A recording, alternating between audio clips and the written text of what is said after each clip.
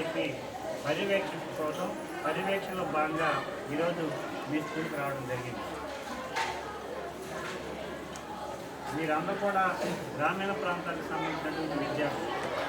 మన తల్లిదండ్రులందరూ కూడా ఎక్కువ మంది వ్యవసాయమేనా, అంతేనా?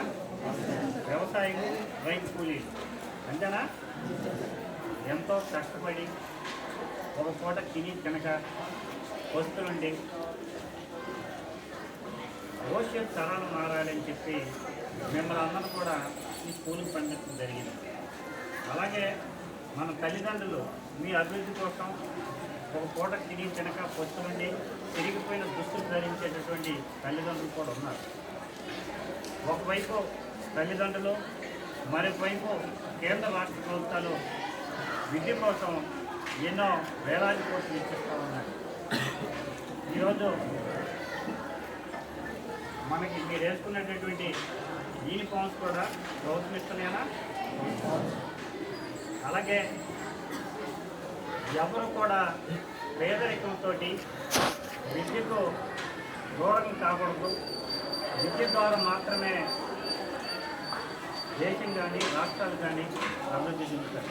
భారత పౌరులు అనేవాళ్ళు తరగతి గదుల్లోనే తయారవుతారు. కాబట్టి ఈరోజు ఎంతోమంది విద్యార్థులు పేదరికంతో చదువు మధ్యలోనే మానేసి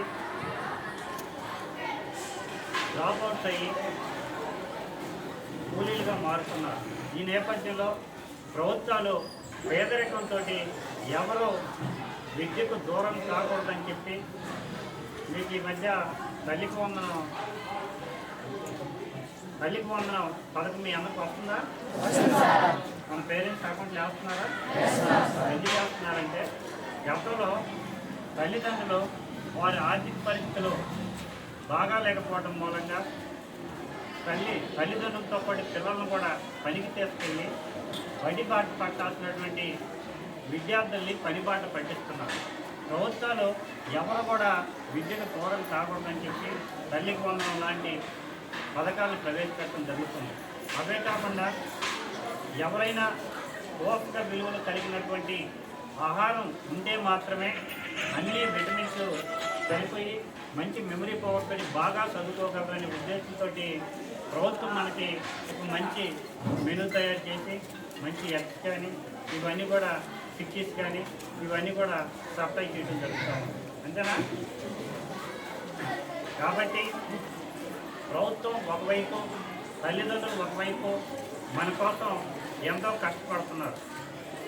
కాబట్టి మీరేం చేయాలమ్మా? బాగా చదువుకోవాలి. నేను కూడా చిన్నప్పటి నుంచి మీలాగే ఈ ప్రభుత్వ హై స్కూల్లో, ప్రభుత్వ జూనియర్ కాలేజీ, ప్రభుత్వ డిగ్రీ కాలేజీ, చివరిగా Vizag Andhra university PG PhD చేశాను. నేను చిన్నప్పటి నుంచి కూడా స్టూడెంట్స్, రాష్ట్ర విద్యార్థుల సమస్య పైన సోషల్ సర్వీస్ నిర్వహించేవాడిని. నా సేవల్ని రాష్ట్ర ప్రభుత్వం గుర్తించి నెలకి 3 లక్షల జీతంతో జుడిషియల్ పవర్స్ తోటి నన్ను నియమించడం జరిగింది.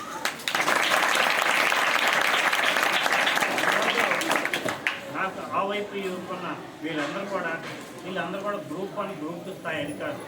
వీళ్ళందరూ కూడా మీలాగే ప్రభుత్వ స్కూల్లో చదువుకుంటున్నటువంటి విద్యార్థులే. వీరే కాకుండా ఈ రాష్ట్రంలో ఈ ప్రభుత్వ విద్యా సంస్థలో చదువుకొని ఎంతోమంది ఐఏఎస్లు, ఐపీఎస్లు, డాక్టర్లు, లాయర్లు, ఇంజనీర్లు, చివరికి మన ఉపరాష్ట్రపతి వెంకయ్య నాయుడు గారు కూడా ప్రభుత్వ విద్యా సంస్థలో ఆంధ్ర యూనివర్సిటీలో వైజాగ్లో లా చదివారు. ఇలా మీలాగే చదువుకొని ఈరోజు దేశానికి ఉపరాష్ట్రపతిగా పనిచేశారు. వీళ్ళే కాకుండా ఎంతోమంది కేంద్ర మంత్రులు, రాష్ట్ర మంత్రులు, ఎమ్మెల్యేలు, ఎంపీలు, ఐఏఎస్లు, ఐపీఎస్లు, డాక్టర్లు అందరూ కూడా ప్రభుత్వ విద్యా సంస్థ నుంచి మీ దగ్గర నుంచి వెళ్ళినటువంటి వారే. కాబట్టి మీరు 8th క్లాస్ నుంచే ఒక లక్ష్యాన్ని, ఒక గమ్యాన్ని, నేను ఒక డాక్టర్ అవ్వాలి, ఒక్కొక్కరికి ఇప్పుడు 100 మంది విద్యార్థులు ఉంటే ఒక్కొక్కరికి ఒక్కొక్క రకమైన అభివృద్ధి.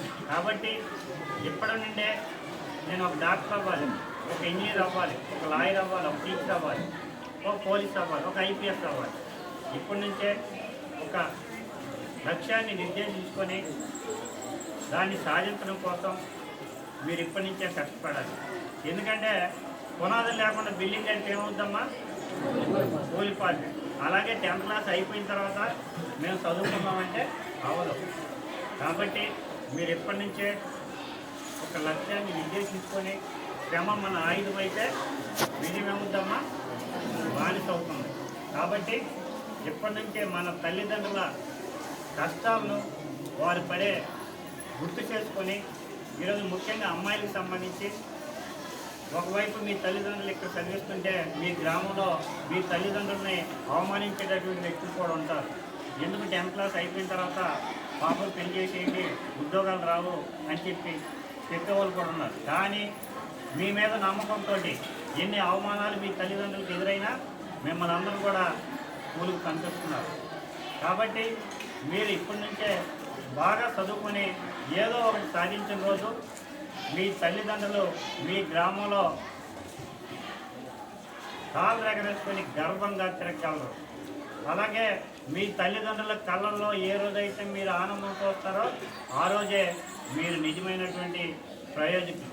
కాబట్టి ఇప్పటి నుండే మీ అందరూ బాగా కష్టపడి చదువుకొని భవిష్యత్తులో ఉన్నత శిఖరాలు అధిరోహించాలని చెప్పి మనస్ఫూర్తిగా కోరుకుంటూ, ప్రధానంగా మీ దగ్గరికి ఎందుకు రావడం జరిగిందంటే మనకు ఉండేటటువంటి టీచర్స్ కానీ హెచ్ఎంస్ కానీ 100లో 90 మంది మిమ్మల్ని అందరం కూడా వాళ్ళ పిల్లలాగే భావిస్తారు. ఒక 10% 100లో 10 మంది చిన్న చిన్న తప్పిదాలు చేస్తుంటారు. ఆ తప్పుల్ని సరిదిద్ది వ్యవస్థను సక్రమైన మార్గంలో నడిపించడం కోసమే నేను ఈరోజు మీ దగ్గరికి రావడం జరిగింది. కాబట్టి మీకు ఇక్కడే కాదు, ఈ జిల్లాలో ఉన్నటువంటి మిడ్ డే మీల్స్, అలాగే హాస్టల్స్, వెల్ఫేర్ హాస్టల్స్, వీటన్నిటిలో ప్రభుత్వం ఇచ్చేటటువంటి మెనూ ఎక్కడ సక్రమంగా అమలు జరగకపోయినా మీరు నాకు ఫోన్ చేస్తామా, మొబైల్ నెంబర్ చెప్తాను, గుర్తుంచుకోండమ్మా. 9966242414 9966242414. కాబట్టి మీ అందరూ కూడా బాగా చదువుకొని భవిష్యత్తులో ఉన్నత శిఖరాలు అధిరోహించాలని చెప్పి మనస్ఫూర్తిగా కోరుకుంటూ ఈ అవకాశం ఇచ్చిన మీ అందరూ కూడా ధన్యవాదాలు తెలియజేస్తున్నాను.